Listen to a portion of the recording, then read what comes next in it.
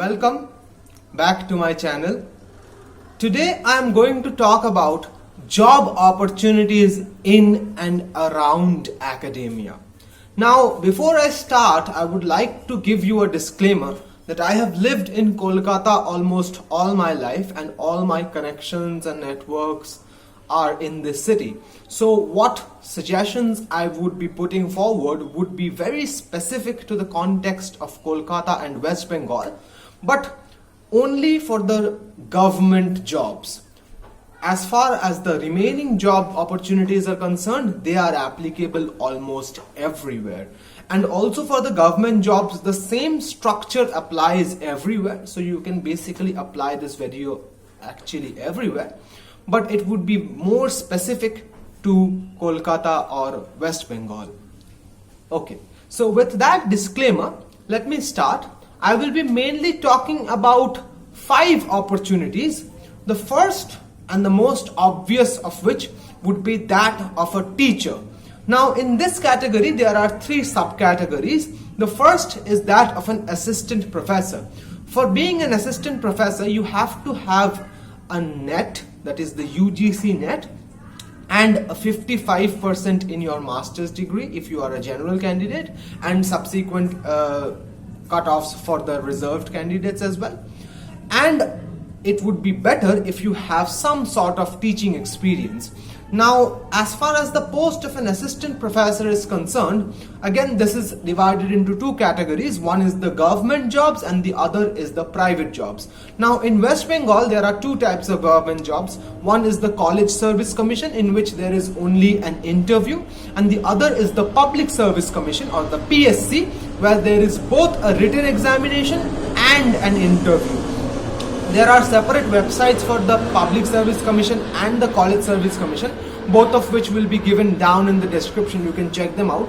Both of them had their recruitment drives in the years 2019 and 20, though their exams have not been conducted yet. So you have to apply for these posts, and there are subsequent opportunities. You have to have some APIs course. I will explain API in a later video. For that you have to subscribe to my channel. So you can apply for those posts, and you just have to have these 2 bare minimum qualifications, and then you are eligible.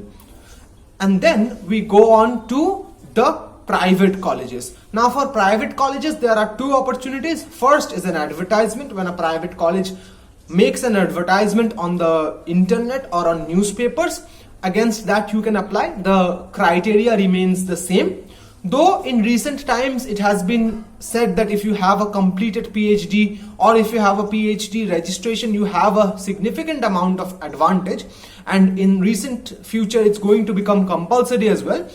But as of today it's not compulsory officially yet, to the best of my knowledge, of course, right? So if they make an advertisement, you can apply against that. Also, you can also do forceful applications. That is, you can find out the email addresses of their HR representatives, and you can send them emails saying that you would be interested to apply for the post of an assistant professor at their college/university. I have made an Excel sheet with the private colleges of Kolkata and their respective email addresses, which the link to which again will be down in the description. So this is the scene of applying for the post of an assistant professor. Now how to get through this, or how the interview process happens, what additional qualifications you require, these are different things which we can't discuss here, otherwise this video will become too long. I will definitely discuss them later.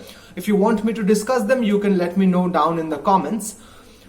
The second is of course that of a school teacher, for which you almost always require the B.Ed degree. Now the B.Ed degree again is of 2 types. One is the attending degree and the other is a non-attending degree, where the non-attending degree you can pursue a job and do the degree simultaneously, and the attending degree is you have to attend the classes and then give the exam. There are some schools which take a teacher even if you don't have B.Ed, but they generally pay you less. So if you are looking for a school job, I would suggest that you first complete your B.Ed and then apply. In that case, a lot of doors will open up for you. B.Ed is generally a 1 or 2 year degree, and it's a little costly if you go for the non-attending colleges. but then it's worth the money because you will be able to apply to all the private schools which have an opening for your subject. Again, the application process is the same as private colleges. It's either against an advertisement or a forceful application. The choice is yours. Now coming to the third opportunity of being a teacher is that of online teaching on platforms like Byju's, Unacademy, Chegg, and things like that. These companies run annual recruitment drives. You have to keep following them on LinkedIn, or you have to keep subscribing to their newsletters on their respective websites, and also you can always send in a force application on their HR's email address. For this, you generally require the same qualifications as you require for the post of an assistant professor, but only the NET is not compulsory. You need a good academic record, and they will conduct a very rigorous interview against which you will either be selected or not selected, but you have to apply through a staple procedure. I have many friends who work at Byju's and Unacademy, and I have heard that the pay is very good, and they make you work a little hard, but the opportunities are really abound if you think about it very carefully. So you can also apply to that if you have a good academic record. Next, we will go to the second big category, which is journalism. Now, of course, this is keeping in mind that the students who are listening to this, or not just the students, anyone who is listening to this is a student of the humanities or is a pursuer of humanities. Now, journalism is basically a two-step process. First, you have to do an almost free or a very little paid internships in high-grade newspapers or portals, and then when you complete that internship and then they give you a full-time job. Journalism generally requires you to have a very good grasp of your English and have a very thorough understanding of how the world functions, but journalism also pays well, and it also gives you a lot of opportunity to travel around, broaden your horizon, and really experience life as it is. So journalism happens to be a very good employment opportunity for those of you who are interested. Next, I will come up to another opportunity, which is that of translation. Now, when I will talk about translation, I will not just talk about translation in general, but I will also talk about how freelancing happens, right?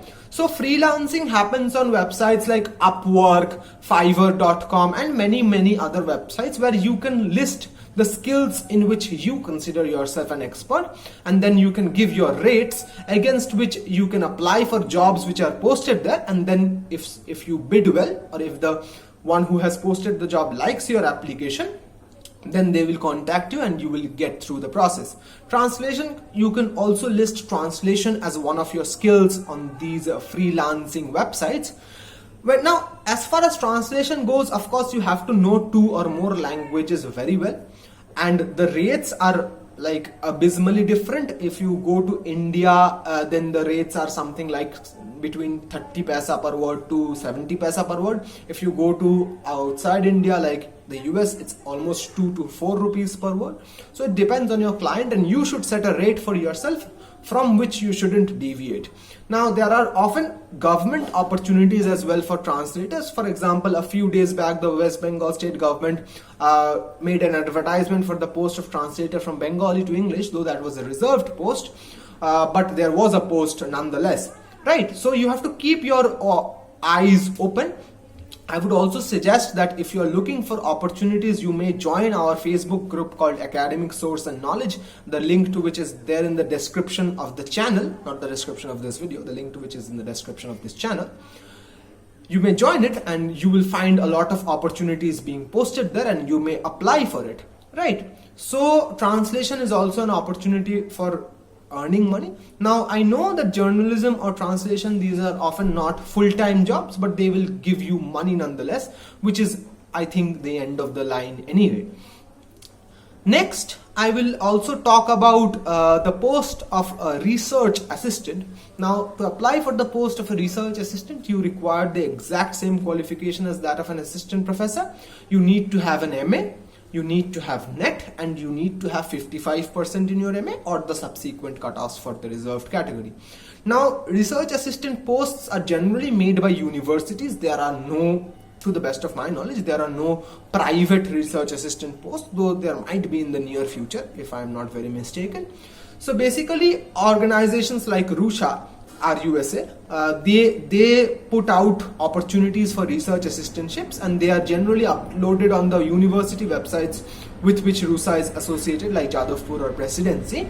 They generally upload their research assistant requirements. That is, for example, they require someone with a master's degree in economics, or they require someone with a master's degree in sociology. In some cases, they will say that they just require someone with a master's degree in some of the humanities subjects or in any one of the humanities subjects. In that case, you can always apply for that, even if you are not an expert on that particular field.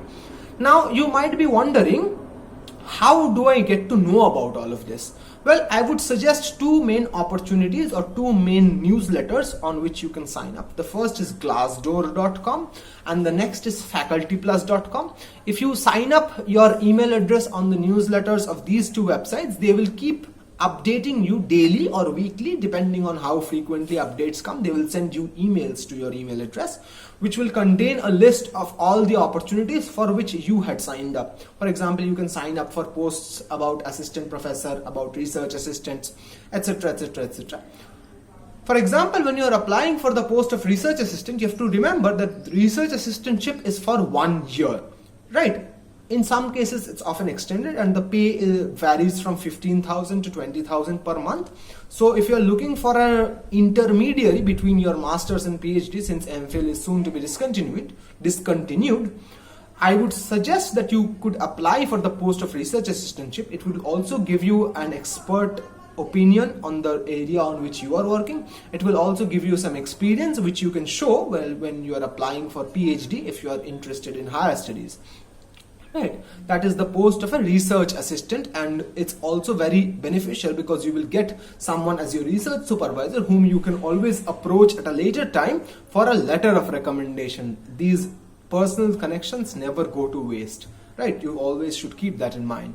Finally, I will also talk about the post of the content writer, where you have to understand that content writing is a thing which you can do at any time of your life.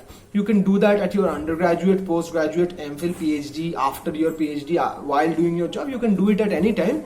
But while in and around academia is concerned, you can always do academic content writing. That is, you can always think about an opportunity where academia will give you an opportunity to write content. Right, if you look up websites like the ones I mentioned in freelancing, Fiverr.com, Upwork.com, or if you sign up on content writing freelancing groups on Facebook, you will find academic content writing gigs which pay better because they often require you to do the citations and referencing as well. Academic content writing actually pays better than generic content writing. Right, so content writing, again, like translation, has a varied rates. It could go from 30 paisa per word to 1 rupee per word, depending on your client and the country your client is from. And content writing can also be a full-time job. It can be a temporary job, depending on the amount of stress you are under or the amount of time you can devote to a job. I would suggest that you can take up content writing as a side gig or as a full-time gig, depending on the opportunity which you can give, or depending on the opportunity which you can take. So keeping all these in mind, these are the few job opportunities which are there in and around academia. There are more, I'm sure. If you know more opportunities, you can let me know down in the comments. And thank you for watching, and I would request everyone who has watched this video to please like, comment, share and subscribe to my channel. Please don't forget to press the bell icon, as that will give you an update whenever I upload a new video. And thank you for watching. Hasta la vista.